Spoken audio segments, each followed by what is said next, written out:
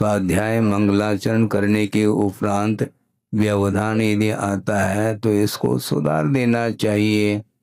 हाँ, आगे हम बढ़ रहे हैं कि अनित्य अनुप्रेक्षा का वर्णन 19 गाथाओं के माध्यम से आचार्य महाराज भिन्न भिन्न गाथाओं के माध्यम से विषय दे रहे हैं और ये प्रारंभ हो चुका है। अनित्य का स्वरूप बताया है, वह ये है कोई भी पदार्थ नित्य नहीं है, अनित्य है, नश्वर है। जो भी पदार्थ दिखाई दे रहा है उसमें नित्यता नहीं है, इसको लेकर के वर्णन किया जा रहा है। वस्तुतः वस्तु का स्वरूप समझना बहुत कठिन हो जाता है और उसमें भी यदि मान लो साधन यदि उपयुक्त नहीं है तो विषय को भी रखने में व्यवधान उपस्थित होता है। इसको आप लोग ध्यान से आगे के लिए सुधार लेना चाहिए, क्योंकि मैं बोल तो रहा हूँ किंतु रिटर्न मुझे आवाज़ कुछ भी नहीं आ रहा है। ऐसा लग रहा है कि मैं बोल ही नहीं रहा हूँ। है कोई वादा नहीं।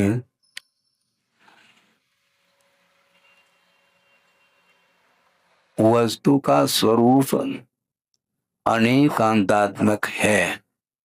थोड़ा थोड़ा आता है, पुनः वही स्थिति बनती है। हमने कई बार कहा है उसकी व्यवस्था कोई कर नहीं पा रहे। कल तो अच्छा था, आज व्यवस्थित नहीं है। आपको सुनने में आ रहा है और थोड़ा थोड़ा आता है, लेकिन वो शायद आनंद नहीं आ रहा होगा, है ना। वह ऐसा ही होता है, क्योंकि कारण के अभाव में कार्य नहीं हो सकता। कारण व्यवस्थित हो तो कार्य व्यवस्थित संपादित होता है। तो वस्तु का जो स्वरूप है वह अनेकांतात्मक है, इसको समझने की आवश्यकता है। अर्थात वस्तु नित्यात्मक है, यानी वस्तु किसी विवक्षा से नित्य रूप भी है और किसी विवक्षा से वह अनित्य रूप भी है। इस प्रकार यहाँ पर विषय रखा जा रहा है। एकांत से वह नित्य मान लिया जाए तो भी बाधा उपस्थित होती है और एकांत से उसको अनित्य मान ले तो भी बाधा उपस्थित होती है। इसलिए अनेकांत को समझने की आवश्यकता है। यदि अनेकांत की गहराई हम नहीं समझ पाते हैं, वस्तुतः का स्वरूप सामने हम रख नहीं पाते हैं, क्योंकि एक ही वस्तु किसी विवक्षा से वह नित्य भी है, अनित्य भी है, मूर्त भी है, अमूर्त भी है। सारा विषय दिया जा रहा है। स्वभाव की दृष्टि से सोचते हैं तो जीव का स्वरूप भिन्न है, लक्षण और स्वरूप में अंतर है। इसको भी आपके सामने रखना चाहता हूँ कि लक्षण जो होता है वह व्यापक हुआ करता है, किंतु स्वरूप जो होता है वह व्यापक नहीं हुआ करता है। अर्थात जीव का स्वरूप क्या है, जीव का लक्षण क्या है, तत्पर सूत्र में भी यह विषय दिया है कि उपयोगो लक्षणम, ऐसा कहा है। जीव का लक्षण क्या है, उपयोग है, और वह व्यापक लक्षण माना गया है। कोई भी ऐसा जीव नहीं है जिसका लक्षण उपयोग घटित नहीं होता हो। शुद्ध अवस्था में भी उपयोग घटित हो रहा है और संसार दशा में भी वह उपयोग घटित होता है। उपयोग का अर्थ इतना संक्षेप में समझ में आना चाहिए कि जानने की, देखने की, संवेदन करने की क्षमता जिस पदार्थ में हो उसका नाम जीव कहा है। चेतना लक्षण वाला जीव माना जाता है, किंतु संसार दशा में और मुक्त अवस्था में स्वरूप की अपेक्षा से अंतर देखने को मिलता है। स्वरूप के दृष्टि से यदि देखते हैं तो जीव अमूर्त है, ऐसा कहा है। वस्तुतः स्पर्श रस गंध वर्ण ये सारे सारे जो इंद्रिय के विषय बनते हैं, इस विवक्षा से वह पौद्गलिक वस्तु ही सामने बुद्धि का विषय बनता है, किंतु वह स्वरूप की दृष्टि से जीव का स्वरूप अमूर्त है ऐसा कहा है। और अमूर्त की ओर दृष्टि रखते हैं तो निश्चित रूप से राग देशादिक जो कालुष्य भाव है उनसे अपने आप को ऊपर उठाया जा सकता है। ये जितने भी परिणति देखने में आ रही है, भिन्न भिन्न परिणति को लेकर के जीव जो विषय बन रहा है, ज्ञान का विषय, वैभाविक रूप सामने आता है। विभाव का अर्थ अशुद्ध दशा है और स्वभाव का अर्थ शुद्ध दशा है। शुद्ध दशा की ओर दृष्टि यदि जाती है तो एक क्षण के लिए भी राग द्वेषादिक भाव उत्पन्न नहीं हो सकते हैं, क्योंकि वह अमूर्त आत्म तत्व है। और अमूर्त आत्म तत्व है तो उसका किसी भी पदार्थ के द्वारा उसकी क्षति नहीं हो सकती। द्रव्य की अपेक्षा से कोई भी पदार्थ नाश को प्राप्त नहीं होता है, किंतु पर्याय की अपेक्षा से ही उत्पाद और व्यय अर्थात जन्म और मरण ये परंपरा चल रही है, ये वैभाविक परिणति मानी जाती है। और जन्म होता है तो संसारी प्राणी आनंद का अनुभव करता है और मरण का नाम भी लेना नहीं चाहता है। मरण से प्रत्येक व्यक्ति भयभीत है और जन्म में वह आनंद का अनुभव करता है। बहुत ये विषय आप लोगों के लिए समझने के लिए कठिनाई हो सकती है, किंतु धीरे धीरे अनुप्रेक्षा की बात सामने आ रही है। एक बार में ही वस्तु तत्व का स्वरूप पकड़ में नहीं आता, बार बार आगम के माध्यम से ही हम विशेष रूप से चिंतन आदि करते हैं, वस्तु का स्वरूप सामने आ सकता है। एकांत से आत्मा अमूर्त नहीं है। यदि एकांत से आत्मा को अमूर्त मान लिया जाए तो निश्चित रूप से फिर अहिंसा का हम पालन नहीं कर पाएंगे। वस्तुतः अहिंसा धर्म का पालन करना चाहो तो कथनचित अर्थात किसी विवक्षा से आत्मा को मूर्त मानने की आवश्यकता पड़ती है, क्योंकि जो भी इंद्रिय के माध्यम से विषय सामने आ रहा है वह जीव तत्व भी सामने आता है, किंतु वह वैभाविक परिणति अर्थात कर्म के उदय के कारण जीव का स्वरूप वह गायब हुआ है ऐसा लगता है, किंतु वह समाप्त नहीं हुआ। जानना देखना यह आत्मा का स्वभाव है, किंतु क्रोध मान माया लोभ आदि जो कालुष्य भाव है ये जीव के स्वभाव नहीं है। इसको श्रद्धान का विषय बना लेना चाहिए और श्रद्धान का विषय बनाने के उपरांत भी कदम कदम पर ये कलुषता मन में आ सकती है, आती है। ये क्यों आती है? कर्म के उदय से ही इस प्रकार के परिणाम होते हैं। एकांत से जीव का दोष इसमें नहीं है, किंतु कर्म के उदय में इस प्रकार के संयोजना बनती है तो निश्चित रूप से स्वरूप ओझल हो जाता है, तो निश्चित रूप से वह उसके परिणाम कलुषित होते हैं। कभी कभी कषाय का मंद उदय रहता है तो मन प्रफुल्लित रहता है और भिन्न भिन्न निमित्तों को लेकर के कर्म जब तीव्रता को लेकर के उदय में आता है, जब पाप कर्म का उदय आता है तो निश्चित रूप से उसका भी फल भोगना पड़ता है। इसलिए स्वरूप की ओर दृष्टि रखते हैं तो निश्चित रूप से कर्मों की निर्जरा भी हो सकती है और पुण्य कर्म का संचय भी हो सकता है। ये सारा सारा सर्वांगीण विषय इस अनुप्रेक्षा में कार्तिकेय स्वामी ने भिन्न भिन्न गाथाओं के माध्यम से अनित्य अशरण आदि 12 अनुप्रेक्षा 12 अनुप्रेक्षाओं को लेकर के कथन किया है। एक विषय आपके सामने रख रहा हूं कि महाराज आप ये कह सकते हैं कि बार बार रिपीट करने की क्या आवश्यकता है। एक बार वस्तु का स्वरूप जानने में आ जाए तो पर्याप्त होना हो जाना चाहिए, ऐसा नहीं। भावना इसी को बोलते हैं। भावना का अर्थ क्या होता है? पुनरावृत्ति। समझने के लिए पीपल होता है, आप जानते होंगे, हैं? वह किसके उपयोग में आता है? उसमें जड़ को निष्कासित करने की क्षमता उस पीपल में है। लेकिन ये ध्यान रखो, 64 प्रहरी पीपल क्या वस्तु है? पीपल तो पहले भी था, आपने बाजार से खरीद ले, हाँ, मान लो वो पीपल है, जड़ को निष्कासित करने की उसके अंदर क्षमता है, किंतु 64 प्रहर तक उसको घोटा जाता है, तब उसमें जड़ को दूर करने की क्षमता आ जाती है। उसी प्रकार वस्तु का स्वरूप जानना मात्र पर्याप्त नहीं है।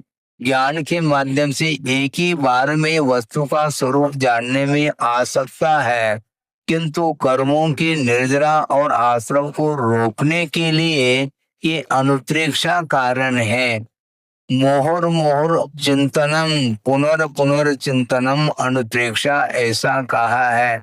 बार बार चिंतन करने की आवश्यकता है। नहीं है तो निश्चित रूप से एक बार ज्ञान तो हो जाता है, किंतु हर्ष और विषाद से ऊपर उठने के लिए इतने चिंतन करने मात्र से काम नहीं चलने वाला है। क्योंकि कई बार ये विषय आपके सामने रखा गया है, क्योंकि अनुप्रेक्षा होने के कारण बार बार रखने की आवश्यकता पड़ती है। उसके बिना वस्तु तत्व का बोध कराया नहीं जा सकता है। आप शांति से बैठेंगे, जहां पर भी जगह हो वहां पर बैठ जाएं और शांति से सुनने का आप पुरुषार्थ करेंगे। हाँ, समझने के लिए यहाँ पर आप लोग बैठे हैं और शांत बैठे हैं, जबकि शांत बैठने का शायद ही आपका स्वभाव होगा, किंतु सभा में बैठे हैं इसलिए मौन बैठे हैं, और बाहर जाने के बाद शायद ही मौन धारण कर पाएंगे आप, क्योंकि मौन धारण करना आपका स्वभाव नहीं है, अपने आप सिद्ध होता है। बार बार आगम के माध्यम से वस्तु तत्व को समझाने के उपरांत भी नेचर में परिवर्तन नहीं आता, ये आगम का उल्लेख है। किसी दूसरे के निमित्त से किसी का हम नेचर परिवर्तित नहीं कर सकते। इस प्रकार कुंद कुंद स्वामी ने समय सार ग्रंथ में स्पष्ट उल्लेख किया है। और नेचर यदि परिवर्तित हो भी जाता है तो स्वयं के पुरुषार्थ के माध्यम से वह परिवर्तित हो सकता है, दूसरे के द्वारा नेचर को परिवर्तित नहीं किया जा सकता है। अनंत शक्ति के धारक भगवान भी हमारे बीच में आ जाए तो भी हमारे नेचर को वो परिवर्तित नहीं कर सकते। यदि उनके हाथ में ये शक्ति होती तो एक ही बार में आपको अपने साथ ही ऊपर ले जाते हो, किंतु संभव नहीं है, क्योंकि इस धरती से अनंत आत्माएं परमात्मा पद को प्राप्त कर ली है, और अनंत वहां पर सिद्ध परमिष्टि विराजमान है लोक के अग्रभाग पर। और उस समय भी हम लोग थे, और अभी भी इसी धरती पर हम भ्रमण कर रहे हैं।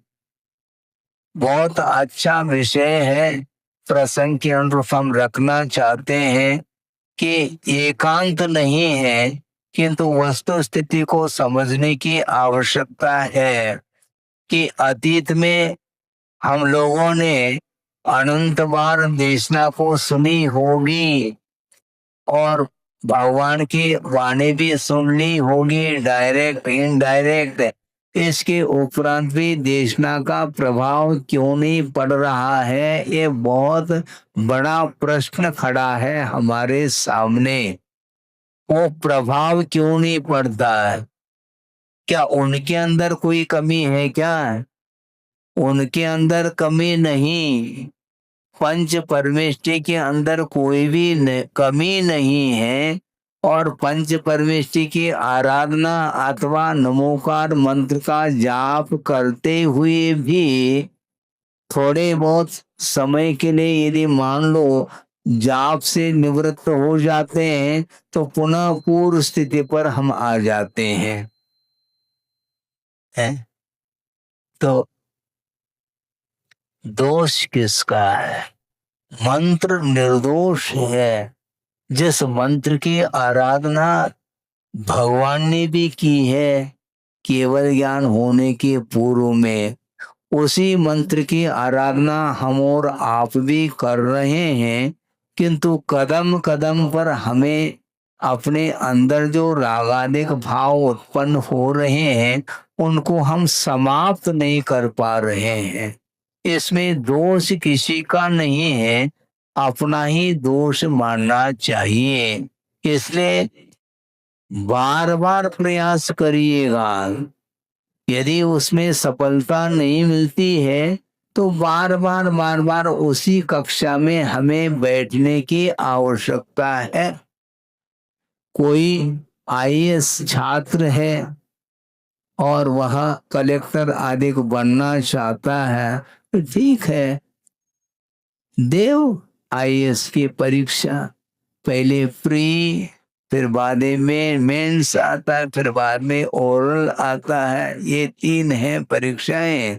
और प्री में फेल हो गया तो पुनः प्री देना। कितने बार ये मत पूछो। प्री में निकल गया, इसके उपरांत भी मेंस में और देना है। उसमें मान लो नहीं निकल पाया, पुनः 1 2 करना है। प्री में निकल गया, मेंस में निकल गया, ओरल में नहीं निकल पाया तो पुनः 1 2 इसी प्रकार यहाँ पर बात आती है, हम कब तक करें महाराज? जब तक आईएएस परीक्षा पास न हो तब तक आप कर रहे हैं तो ये मोक्ष मार्ग में कब तक ये क्यों रट लगाते हैं आप? आपको निरंतर अनुप्रेक्षा, क्योंकि अनुप्रेक्षा इसका विशेषण उन्होंने दिया है भव्य जनानंद जननी। वो कहा भव्य जीवों के लिए आनंद को उत्पन्न करने के लिए जननी के समान, माँ के समान ये अनुप्रेक्षाएं हैं, ऐसा कहा है। फिर भी इसमें मन संसारी प्राणी का नहीं लगता। क्यों? इसमें महाराज मन इसलिए नहीं लग रहा है को इसमें कोई मनोरंजन हमें दिख नहीं रहा है। तो मन को रंजायमान करने के लिए बहुत सारी वस्तु जिसका समागम हो सकता है उसमें आपको आनंद आता है। वो अनंत काल से उसका आनंद लिया है और पुनः पुनः उसी का आनंद लेने के लिए आप तत्पर हो। और अनुप्रेक्षा के लिए आप कहते हैं महाराज इसमें हमें आनंद नहीं आता, इसमें रिपीटेशन जैसा लग रहा है और उसमें भी पुनरावृत्ति हो रही, लेकिन वह रुच रहा है। मूल ये है जिसको नहीं रुचता है उसके सामने भगवान भी उतर करके आ जाए तो उसको रुचेगा नहीं। बहुत विचित्र संसार का स्वरूप है। इसलिए आचार्य कहते हैं और गुरुदेव भी बार बार उन्होंने यही कहा कि ज्यादा समझाने का पुरुषार्थ मत करो, समझने का पुरुषार्थ करो। जो समझना चाहता है उसको ज्यादा समझाने की आवश्यकता नहीं पड़ती। टू दी पॉइंट में संक्षेप में उसको समझा दिया जाए तो समझ में बात आ सकती है। और जिसको समझना ही नहीं है तो उसको पूरा का पूरा समय भी दे दें, जीवन पर्यंत भी यदि समझाने का पुरुषार्थ कर ले तब भी वह समझ में बात इसलिए नहीं आ सकती क्योंकि अनंतकालीन उसके संस्कार बने हुए हैं। इसके उपरांत भी आचार्यों का ये कहना है कि कर्तव्य से कभी भी विमुख नहीं होना चाहिए। आज नहीं कल वह बात समझ में आ सकती है क्योंकि वर्तमान में तीव्र यदि पाप कर्म का उदय चल रहा है तो बात समझ में नहीं आती, फिर बाद में सामान्य व्यक्ति के द्वारा भी वह विषय समझ में आ सकती है। जैसे मारीची का दृष्टांत बहुत उपयुक्त है। वृषभनाथ भगवान युग के आदि में हुए और उनके सानिध्य में कौन कौन थे? 4,000 है ना, 4,000 व्यक्तियों ने श्रवण पद को अंगीकार किया था। और इसके उपरांत भी वृषभनाथ भगवान उनके लिए कोई उपदेश नहीं दे रहे हैं। बिना उपदेश दिए ही उन्होंने श्रवण पद को अंगीकार किया और इसके उपरांत उसका वहन नहीं कर पाए, इसलिए विचलित होते चले गए। बहुत सारे लोग जिन्होंने श्रवण पद को अंगीकार किया और वो स्खलित हो गए, और कुछ लोग पुनः श्रवण पद को अंगीकार करके साधना में रत हो गए। तो इसके उपरांत भी भगवान कुछ बोलते नहीं। क्यों नहीं बोलते? मौन है उनका, मौन तो है। उनका ये सोचना है हम कब तक समझाएंगे, समझना संसार को है नहीं, और मुझे अपने आप को समझना है। जब मैं ही अनंत काल से अपने आप को समझ नहीं पाया, अब दूसरे को मैं समझाऊं, इससे बेहतर ये है कि हमें सर्वप्रथम अपने परमात्म तत्व को प्राप्त कर लेना चाहिए। उसके उपरांत यदि प्रभाव पड़ता है तो कल्याण हो सकता है। इस प्रकार उन्होंने विचार किया और मौन साधना के साथ उनका जीवन व्यतीत होता रहा। और 1,000 साल के उपरांत उनको केवल ज्ञान उत्पन्न हुआ। उन्होंने सोचा होगा, मेरे ख्याल से अनुमान है हमारा, इसलिए मौन रहते होंगे, क्योंकि जो फुटकर व्यापार है उसमें लाभ क्या है? जब केवल ज्ञान हो जाएगा तो असंख्य जीवों का कल्याण अपने आप होने वाला है, तो हम क्यों ज्यादा चिंता करें? उन्होंने सोचा पहले आत्महितम का दवम कर लेना चाहिए, पहले आत्महित कर लेना चाहिए, फिर बाद में दूसरे का हित यदि होना है तो प्रभाव पड़ सकता है। जरूरी नहीं प्रभाव पड़े, क्योंकि मारीची को देख लो, है भगवान का जब प्रभाव नहीं पड़ रहा है तो उसके लिए सामान्य व्यक्ति का प्रभाव कैसे पड़ सकता है? संभव नहीं है। और जिसका उपादान बैठी है वो प्रकृति है, हाँ नेचर है, अभी सुधरेगा नहीं वो। हाँ शांति से बैठिए, जितना समझ में आ जाए उतना हमें समझना है। इसलिए गुरुदेव का बार बार कहना है कि शांति के साथ साधना कर लो, शायद संभव है उस साधना का प्रभाव परिसर के ऊपर पड़ सकता है। पड़े अनिवार्य नहीं, पॉसिबिलिटी है, संभावना के तौर पर कहा जा रहा है, प्रभाव पड़ सकता है। प्रभाव डालने का जो पुरुषार्थ है वो ठीक नहीं है, क्योंकि इसमें बाध्यता आती है, इसमें आग्रह ठीक नहीं। अनुग्रह कर लो, आगे बढ़ो, और अनुग्रह के उपरांत भी उसका कल्याण यदि नहीं होता है तो केवल कर्तव्य के दृष्टि से ही करने के लिए कहा है। कर्तव्य करना, आगे बढ़ना, इसके अलावा कुछ भी नहीं किया जा सकता। बड़े बड़े तपस्वी हुए हैं और घनघोर जंगल में जा करके उन्होंने तपस्या की, उनको चिंता नहीं थी क्या विश्व कल्याण की? है, सुन रहे हैं आप? विश्व कल्याण की चिंता उनको नहीं थी क्या? प्रभावना होनी चाहिए, हैं? स्वयं दीक्षित हो गए और एकाकी हो करके एकांत में जा करके तप कर रहे हैं, इसके माध्यम से कौन सी प्रभावना हो रही है, किसका कल्याण हो रहा है, ये सारा सारा विकल्प मन में आ सकता है। किंतु आचार्य कहते हैं इसका नाम प्रभावना नहीं। प्रभावना वस्तुतः वह है अपने निमित्त से अप्रभावना नहीं होनी चाहिए। ये वस्तुतः इसी को प्रभावना बोलते हैं, क्योंकि प्रत्येक व्यक्ति के पास ज्ञान जो है वह एक सा नहीं रह सकता, कम बेशी हो सकती है। इसलिए किसी के पास कम ज्ञान है, किसी के पास ज्यादा है, इस तुलना में ही युग चला जाता है। तुलनात्मक दृष्टि से वह हमेशा उसकी दृष्टि बहिर्दृष्टि बनी रहती है, इसलिए आत्म तत्व का दर्शन वह नहीं कर पाता है। इसलिए अनुप्रेक्षा का चिंतन निरंतर हमें करना है। कोई करे अथवा न करे इसका हमें कोई भी विकल्प नहीं है। गुरुदेव का ये बार बार कहना रहा कि हमें स्वयं को धर्म ध्यान करना है, दूसरे के निमित्त से हमें अपना धर्म ध्यान करना है। वो हमारे निमित्त से उसको धर्म ध्यान हो जाए ये उसका पुरुषार्थ माना जाएगा।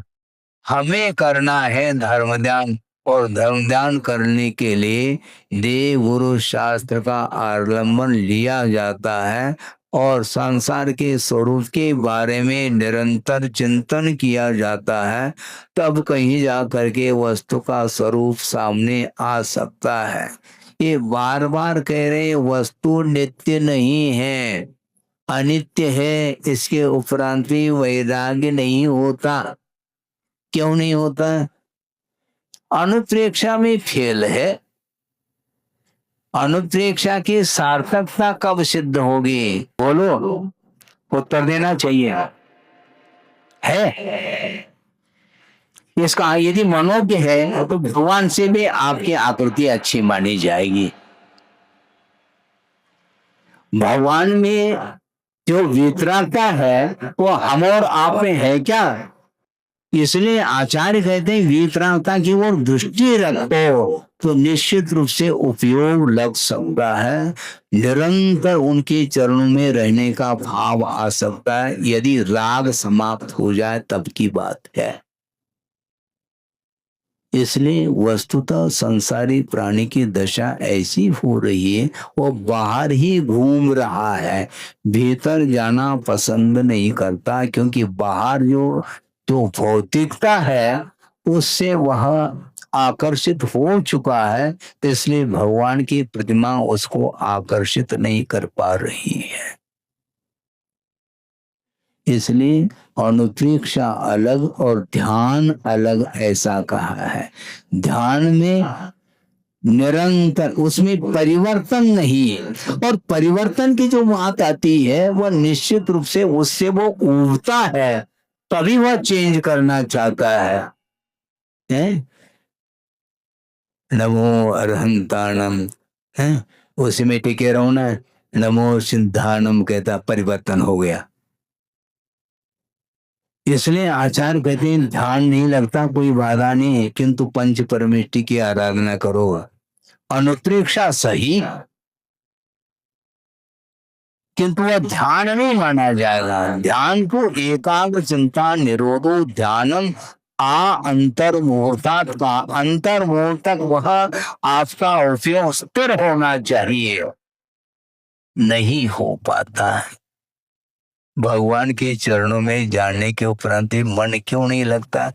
हम उत्तर दे दें महाराज, इसलिए मन नहीं लगता यहाँ पर कोई भीड़ ही नहीं, अकेले खड़े हैं भगवान, और इसलिए हमारा मन नहीं लग रहा है। मैं अकेला महसूस कर रहा हूँ। अच्छा, भगवान आपके साथ में नहीं है क्या? महाराज, साथ में होते हुए भी वो अपने आप में है, हम अपने आप में रह नहीं पा रहे हैं, इसलिए हम भीड़ की ओर जाना चाहते हैं। जाओ फिर, जल्दी करो। हाँ, जल्दी जल्दी अरहम कर करके निकल जाता है, क्योंकि चहल पहल जहां पर है तो वहां पर उसका मन लगता है। एकत्व में मन नहीं लगता, संसारी प्राणी को अकेला महसूस करता है। और अकेला जो महसूस कर रहा है वो अनुप्रेक्षा उसको भा नहीं रही है, जबकि एकत्व अनुप्रेक्षा में अकेला ही महसूस होता है, किंतु उसमें उसको उदासी नहीं आती है। तो इसलिए उदासी नहीं आती क्योंकि संसार से उदासीन है वो, इसलिए उसको उदासी नहीं आती। वो कहता है बहुत अच्छा अवसर है, मैं अकेला ही बना रहूं, कोई भीड़ न आ जाए तो कम से कम भगवान का स्वरूप क्या है एकटक हो करके देख तो सकूं। क्योंकि भीड़ आ जाए निश्चित रूप से उपयोग डाइवर्शन ले लेता है, इसलिए एकांत पसंद करता है। और एकांत में बैठ करके 12 अनुप्रेक्षाओं का चिंतन निरंतर वह करता रहता है और असंख्यात गुणी निर्जरा वह कर सकता है। ये मनोरंजन करते समय कभी भी निर्जरा नहीं होगी, किंतु उसके माध्यम से आश्रव ही होता रहता है। क्योंकि मनोरंजन जो होता है वह भौतिक वस्तुओं के माध्यम से होता है, और भौतिकता से जो ऊपर उठता है तो उसको उसमें रस नहीं आता है। किसमें रस आता है? आत्मा में लीन होने में उसको रस आता है। महाराज आपने कहा था ना आत्मा तो अमूर्त है, उसमें कैसा रस आने लगा आपको? रस आने का अर्थ यह है कि आत्मा का संवेदन है।